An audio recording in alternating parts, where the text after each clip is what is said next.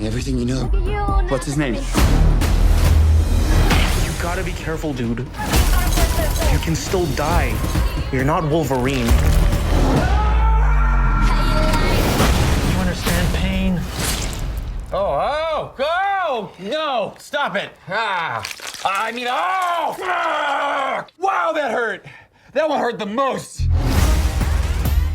Novocaine is the newest action comedy flick to hit theaters. The movie is directed by both Dan Burke and Robert Olson, and it stars Jack Quaid as a character named Nathan Cain, and Nathan Cain can't feel pain, and that's why the movie is called Novocaine. Okay, before getting into the movie review, I do want to say that I don't understand how we have a film called Novocaine, and not once, not even at the end credits, did they play the song Give Me Novocaine by Green Day. I feel like that's a missed opportunity. All right, let's get into the movie review for Novocaine. Here we go. That is one big pile of shit. No, I shot him. Bullets in the fall killed him.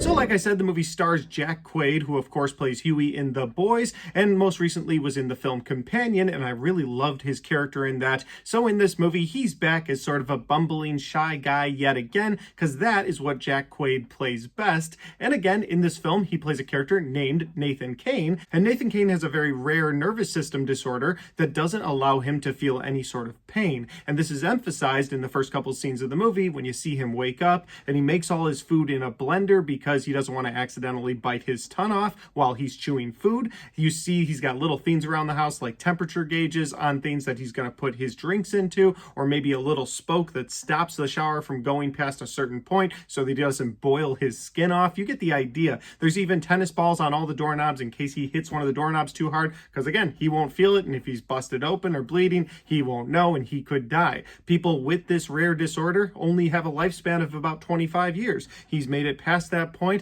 and he plans to keep it that way. So he lives a very safe life, but that also means he lives kind of a boring life. He's very careful in traffic to make sure there's more than one car length ahead of him. And when he gets home, he plays video games with his friends online, and again, just kind of keeps to himself. That is until he runs into Sherry, which is played by Amber Midthunder. And Sherry is a new bank teller. She's only been at the bank for about 4 months. They bump into each other in the break room. They kind of hit it off. They go to dinner one night. They hit it off even more there. They go back to his place. We'll skip over what happens, but you get the idea. And so he now has a relationship with a girl, and you kind of feel like this might be his first ever real relationship with anyone outside of maybe his parents and his best friend online, who he's never met in person. And just when Nathan thinks things are going his way, he starts taking more risks. He's got a girlfriend now. Well, some bank robbers break into the bank led by their leader Simon, who's played by Ray Nicholson. These bank robbers not only kill the bank manager, they force Nathan Cain to open the vault. They steal all the money, and then they take Sherry as a hostage and take off. And without thinking twice, Nathan throws all risk to the side to save the love of his life. He grabs a gun, he jumps in an abandoned police car, takes off after the robbers,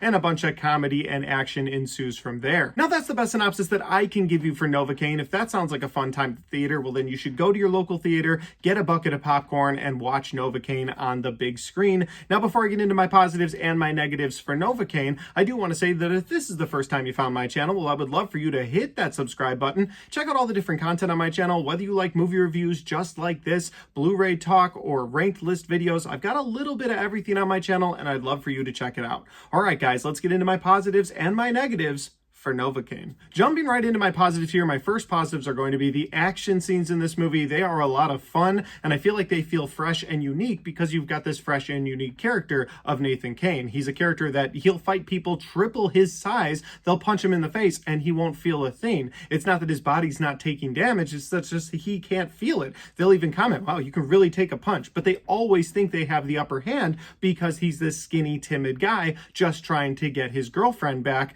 but they don't take him him serious. And so that is really where he gets the upper hand, because they're not taking him serious and they're hitting him with everything they got, he's able to outmaneuver them, he's able to hurt them. I mean, God, there's one point where he smashes glass into his hands, he jumps in the air to someone that's like triple his size and punches the guy in the face with all this glass, because again, Nathan just couldn't feel anything. While we're on the action scenes, I gotta talk about some of the violent, nasty kills that happen in this movie, because there's quite a few. There's a few really fun moments where somebody gets shot in the head and they show it all, and I think those moments are really well done. But just some of the more violent kills in this movie, there's one involving Nathan's arm, and I won't go into detail because it's toward the end. I don't want to spoil anything, but if you've seen the movie, you know what I'm talking about. As soon as something happens with his arm, I was like, oh, they're gonna do that, aren't they? And they did, and I really enjoyed that. I thought that was brutal. So there's some really brutal, violent action scenes in this movie that they're able to get away with, again, without any sort of superhero powers for this Nathan Cain, and those just make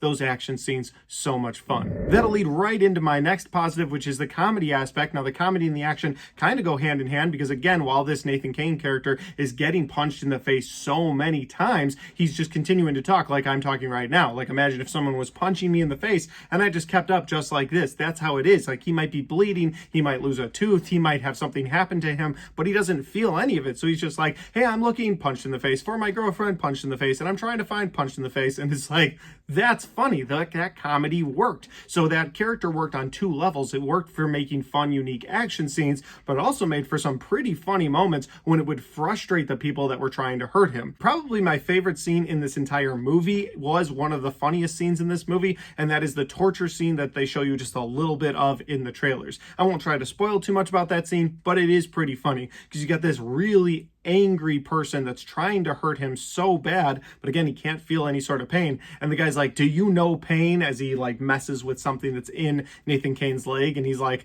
oh yeah, that hurts the most. Or there's one point where Nathan's trying to stall for some time, and so he's like, oh, why are you making this take so long? But you know he's not feeling anything, and that plays as a great laugh. So they were able to balance the action and the comedy in this movie so damn well. I was laughing throughout every action scene, and I was laughing throughout a lot of the things that just happen with Nathan on a daily basis, because again, the guy can't feel pain. So it's just a fun, unique concept that plays really well with action and comedy. And my final positive for this movie is going to be the other characters that were at the forefront of this film, outside of Nathan Cain, who was a fun, fresh, unique character. There were also some other characters that I wanted to talk about in this review. We'll start with Ray Nicholson. He plays a really fun, unhinged bad guy in Simon, the leader of these bank robbers. His performance in this movie, again, it's unhinged, but it's a lot of fun. It's a nice balance versus Nathan Cain's sort of shy, timid character. Skinny guy, doesn't look like he works out at all. And then you've got this military guy in Ray Nicholson, who's definitely not all there, and he's also having a really fun time throughout the film. Like, they just killed a bunch of people in a bank, they killed some cops, they hop in a car, and they're like, oh, we did it, we got the money. And he's like, but remember, it's all about having fun. And I really like that. I like that unhinged character that Ray Nicholson was able to play. I thought that Amber Midthunder was fine. Most of the emotional beats didn't work for me, and we'll get to that in a little bit, but I thought she played her character well in this film. And that'll lead to some of the other supporting characters in this film that I really enjoyed. You've got these two detectives that are on the trail of both Nathan Cain and the bank robbers the entire time. I like the balance that they had, where the female detective was more of the straight-laced cop, where the male detective was kind of cracking jokes the entire time, but those jokes worked, and I like the balance that they had. For instance, they walk up to this bank scene after the heist has gone down. You got dead cops in the street, you got a dead bank manager, and the male cop's like, this was a bad day to stop drinking. She goes, you stopped drinking? And he said, no, I'm just saying it would be a bad day to stop drinking had I done that, because everything going on. And again, it's just little humor like that that really works for me. It was delivered really well. That goes back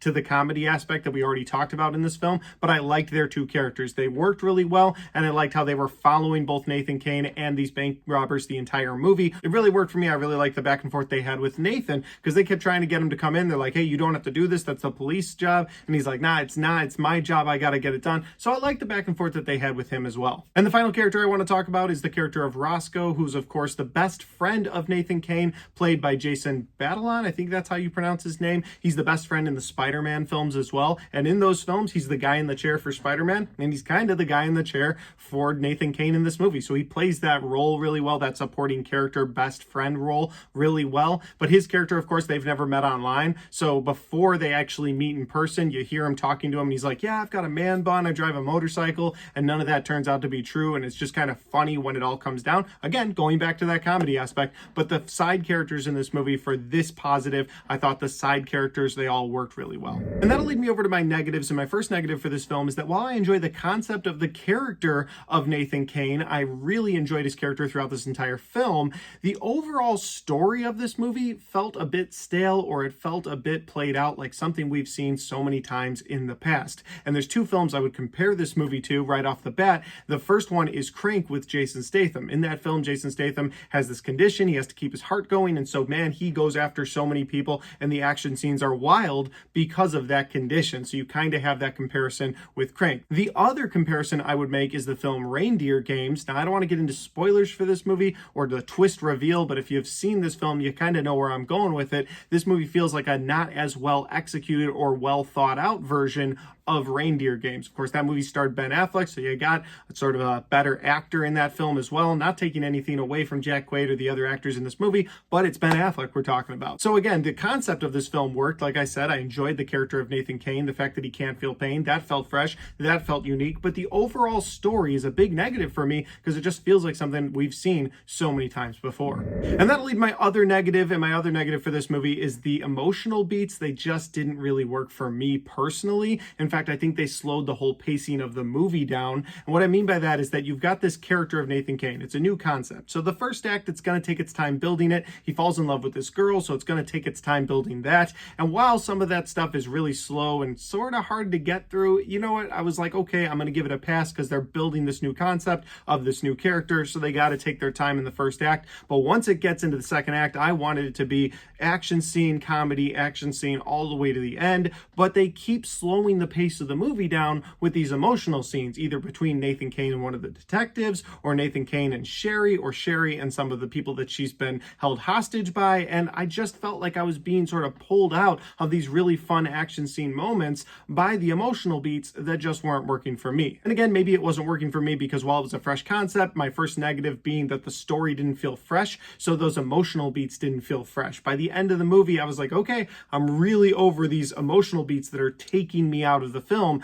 Just give me more fun action scenes and I'll be a happier fan of this movie. That's not to say the movie is bad. Overall, I would say I had a really fun time with this movie, and if you're a big action and comedy fan or a blend of those two things, I think you'll really enjoy this film. You should go check it out in theaters. If you're not a big fan of that, if that's not really your thing, if you're there more for the emotional beats, I don't know if they'll resonate with you because they didn't resonate with me, and so I'd probably recommend checking this one out on streaming. But guys, those are just my opinions because that's my review for Novocaine. Have you had a chance to see this film yet? If you have, let me know in the comment section down below. Let me know where we agree or disagree. Maybe some of my positives or negatives are flipped for you. I'd love to know what you thought about Novocaine in the comment section. It's always fun to go back and forth with you guys. And finally, if you like this video, don't forget to hit the like button because it helps the video, it helps the channel, and it helps me right here. Thanks for watching.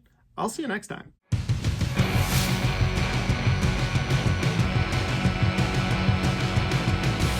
Alright guys, we got to the end of my Novocaine review. If you've watched this far into the video, thank you very much. I greatly appreciate it. I can't believe it's already mid-March and I've only made 2 movie reviews. I've only seen 2 brand new movies. It's crazy to me that the back half of this month is going to feel so stacked with movie reviews. I'm going to try to do as many as I can before the end of the month.